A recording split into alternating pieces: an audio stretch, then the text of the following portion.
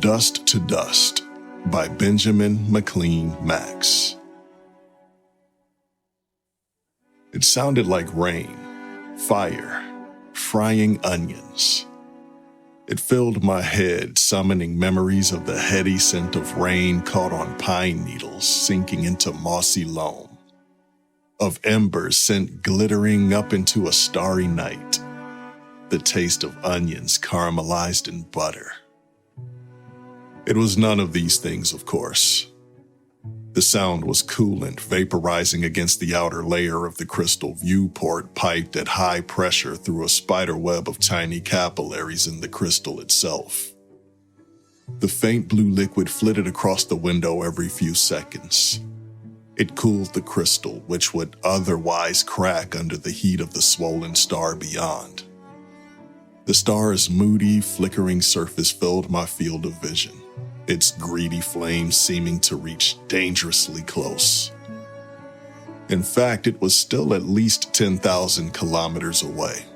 Even Bayaran ships couldn't safely get any closer. I had been staring at the mesmerizing patterns in its red-orange plasma surface for hours. My job was done. I had little else to do while we waited for the end. As if on cue, Kira trundled in. I smiled at her, and she looked back, her eyes widening slightly in acknowledgement. She stepped closer to the window and pressed a green-black hand to the cool crystal. Her ponderous head turned, and catching my eye, she jerked her hand back as if burned. I laughed, and her eyes crinkled slightly into her own approximation of the gesture. It was a joke she'd made several times in the weeks we'd been parked in orbit around the dying star. The Bayari were, in my experience, a melancholy species. The ancient telepathic race had no spoken language, no names, and no genders. They were a solitary folk, rarely found in groups larger than 2 or 3. Most people struggled to work with them, finding the silence oppressive, the solitude depressing. I, for one, had enjoyed my months with this particular Bayari, whom I'd named Kira and gendered female. 2 small concessions to my unenlightened modes of thought she seemed not to mind.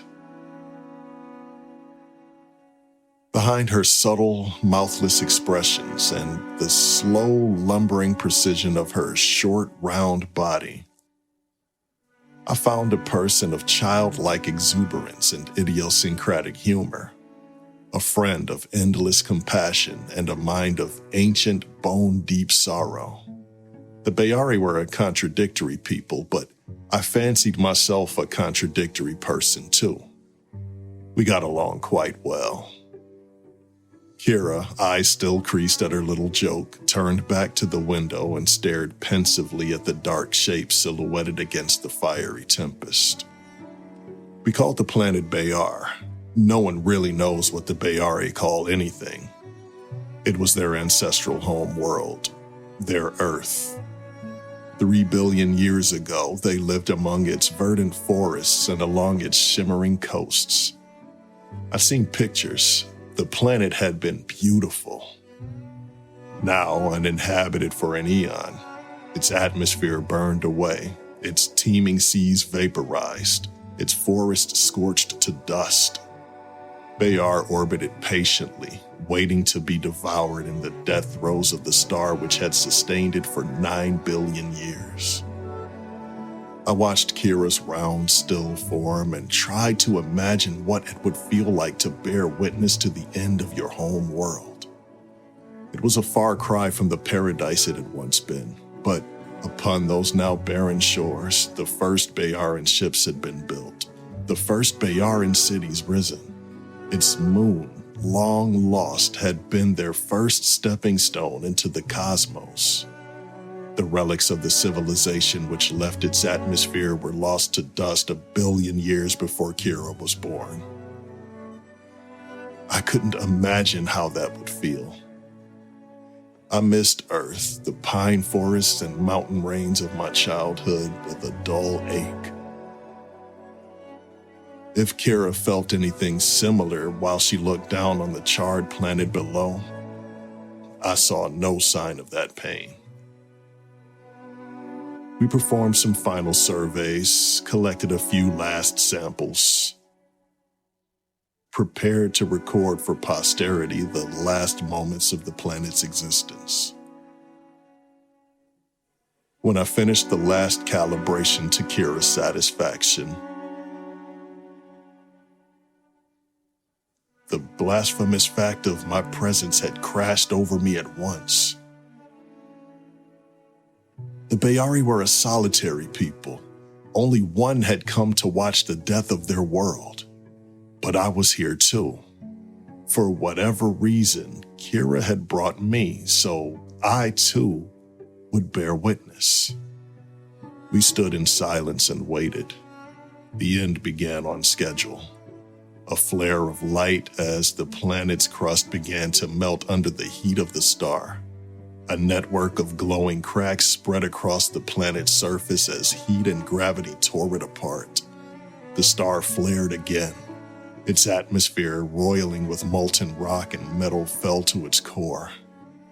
Kira pressed a hand against the crystal, and almost instinctively, I did the same. As we watched in impotent silence, Bayar slipped into its sun and was gone from the universe forever. The irrevocability of the moment took my breath away. 9 billion years the planet had endured, nurturing trillions of lives, birthing an ancient spacefaring people. It had existed for time beyond comprehension. And then, equally incomprehensibly, it was suddenly gone. When I finally turned away, I realized I was crying, almost shamefully.